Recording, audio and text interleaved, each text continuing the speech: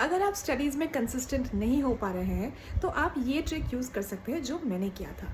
कई बार ऐसे होता है कि जैसे ही एग्ज़ाम स्टार्ट अप्रोचिंग हमारा एफिशिएंसी कम से कम होने लगता है बिकॉज वी स्टार्ट प्रोक्रेस्टिनेटिंग, और इसी फियर से कि सिलेबस इतना ज़्यादा है और कुछ ख़त्म नहीं हो रहा है, यही चीज़ बार बार दोहरा के हम अपना सिलेबस कंप्लीट नहीं कर पाते हैं and we are just left with a few days and with a lot of fear कि अब सिलेबस कैसे ख़त्म होगा, हम कंसिस्टेंटली कैसे पढ़ें। और जैसे ही एग्ज़ाम्स अप्रोच करते हैं हमें अपना number of hours of study increase करना पड़ता है बिकॉज हमने पहले अच्छे से नहीं किया। वो ऐसा हो जाता है कि वो सेम सिलेबस जो आप पहले 12 आवर्स अ डे करके ख़त्म कर पा रहे थे, उसी के लिए आपको अभी 14 to 15 आवर्स डिवोट करना पड़ रहा है बिकॉज आपके पास बहुत ज़्यादा सिलेबस पेंडिंग है।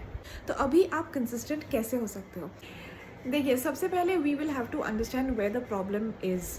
क्या होता है कि विदाउट ट्रैकिंग और विदाउट सीइंग प्रोग्रेस हम लोग डीमोटिवेट हो जाते हैं। हमको लगता है कि यार सिलेबस ख़त्म ही नहीं हो रहा है, we are just sitting on the table, कुछ पढ़ाई भी नहीं हो रहा है, ना तो कोई प्रोग्रेस दिख रहा है। The only thing which will keep you going, which will keep you motivated is seeing progress on your tracker. मैं क्या करती थी, मेरे रूम में एक वाइट बोर्ड होता था। अगर आपके पास बोर्ड नहीं है तो कोई बात नहीं, आप एक पेपर भी अपने वॉल पे चिपका सकते हो और उसमें आप डे वाइज अपना शेड्यूल डाल सकते हो। You can set small goals. For example, मैं 10 दिन का प्लान बनाती थी, उसमें मैं हर दिन का शेड्यूल और हर दिन का टारगेट लिखती थी and at the end of the day मैं पूरा वो टारगेट मीट करती थी and I would put a tick mark. ऐसे I am super motivated to start my day 2 and see a tick in front of day 2।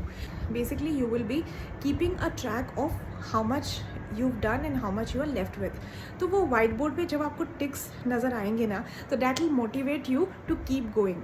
तो ऐसे ही आप 10-10 दिन का प्लान बनाइए और 10 दिन के लिए पूरा कमिटमेंट के साथ आप कीजिए और प्रॉमिस योरसेल्फ कि ये 10 डेज़ में मुझे यहाँ पे 10 टिक्स चाहिए ही चाहिए। और 10 दिन जैसे ही आप कंप्लीट कर लोगे तो 11th डे पे आप एक ब्रेक ले सकते हो and you can do whatever you like to do as a form of reward to yourself. So go try this technique and let me know in the comments whether it works for you or not, and all the very best for your exams. I will keep sharing more such tips which will help you in your exam preparations. See you in the next one.